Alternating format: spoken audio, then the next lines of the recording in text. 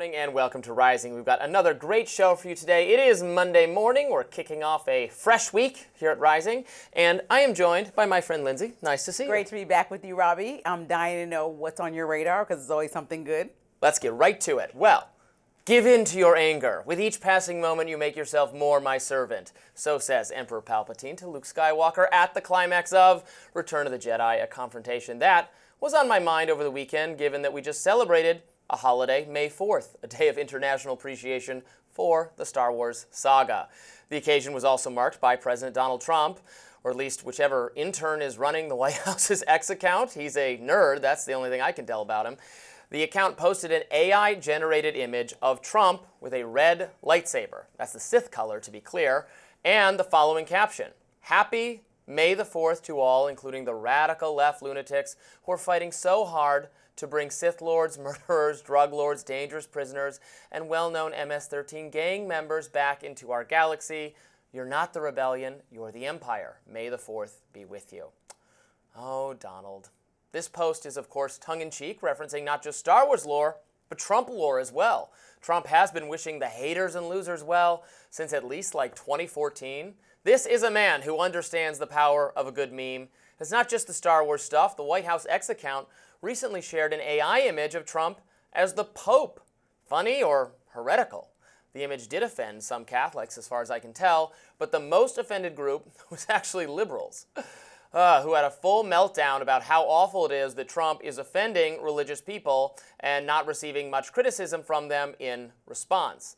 Non-religious liberals are constantly furious when a conservative does something supposedly offensive to religion, even though they are neither religious themselves nor conscientious of religious people. Were any of them up in arms over the sacrilegious Last Supper drag performance at the Paris Olympics?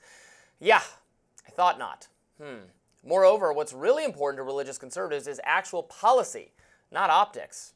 Religious conservatives are going to fall out of love with Trump and start voting for Democrats over this because their issues with Democrats are too fundamental. The differences are too stark when it comes to abortion, religious education, and so on. All that said, if you find yourself really offended by goofy images of AI Trump online, I posit that you're falling prey to a very Star Wars-esque malady. You are giving in to your hate and making yourself more his servant.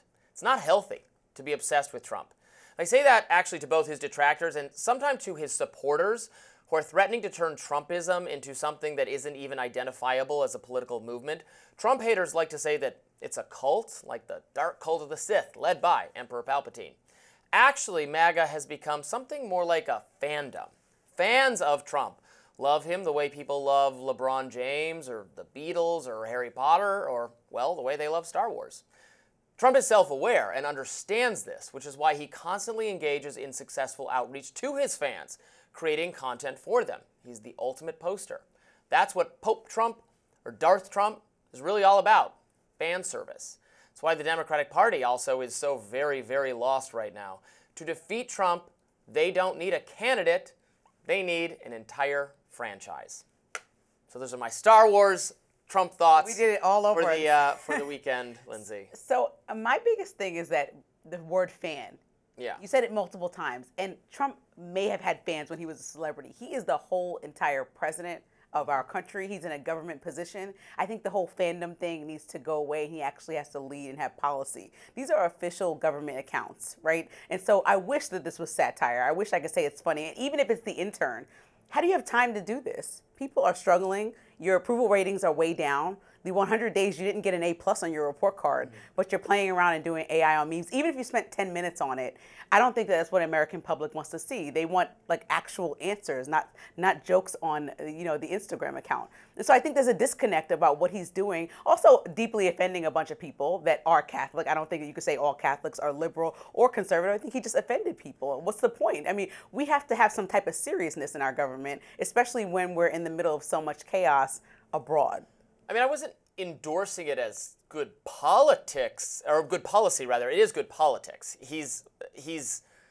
You say it's not what people want, but it is what people want. It's what his supporters want, and why they're rabid and why they're unshaken by changes in the economy or the tariff policy or other things he does that are policies I don't think are good. They're still committed because it's a fandom, because he creates the feeling of belonging among people who like him, and he's really good at that. And I think Democrats underestimate how successful he is at that, and it's why they can't beat him, because they have nothing on the same in the same galaxy as that. They're in a galaxy very, very far away. We can't live our lives on feelings, right? You're saying that he creates this feeling, euphoria that But fans what if that's might how have. you But run for office and successfully win it? fine, is but by now doing that we're here, there's actual Americans that would disagree with you, I'm sure. 72% of Americans in a recent poll, I believe, said that they think the economy is on the brink of a self-inflicted recession. Like, it's just not matching up. There might be fans that are saying and touting this online, but when I went in the comment section, which I know you told me not to do. Comment section for our show. Not your show, but his show, but for his post. But, I still was like, oh my gosh, there were a lot of, I think, a variety of people that were like shocked at both posts. One, because was it a Freudian slip that he had the red Sith color lightsaber, or was it on purpose to say that he actually is the bad guy? I mean, even his intern. You noticed that. Yes. Elon posted a red lightsaber one too. Because George Lucas said the red are the bad guys. That's like a quote from the person that created it. So, I mean, what are we doing here with this? And I also, if anything is He's funny got like about this, Hercules-esque strength there too. I want to talk about that, because the one thing that's funny about this whole thing and the post of him being the Pope, or him, being in Star Wars, is that he actually probably thinks he looks more like these drawn-up AI characters than he does about the ones in the Colorado State House, which is where I live. He had a whole rampage about taking those images down of him that he didn't think were flattering. Oh, I didn't know anything about this. Okay, what happened? So basically, there, in the Colorado State Capitol, there's a photo, portrait of Trump that he hates. He says doesn't look anything like him. In my opinion, it looks very, very, very, very, very similar to him.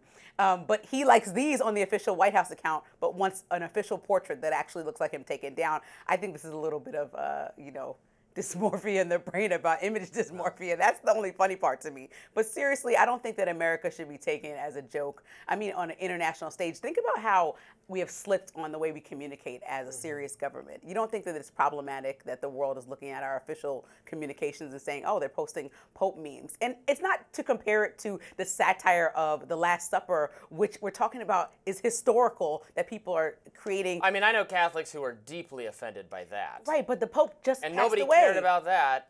The Pope just passed That's away. why I right? say This is there's on the back of. liberals have nowhere to stand on that. Like, why aren't you offended by this? But you're offending religious conservatives all the time. The art, the provocative art of like whoever was urinated on. Do you remember that whole controversy from years ago? But that's offensive to religious people. And I'm not one of those like easily like wilting delicate flowers clutching my pearls or something. I don't really care. But thus then I don't care. I love when liberals are like, oh, why aren't you offended by this? Like, but you don't care. So why should anyone else?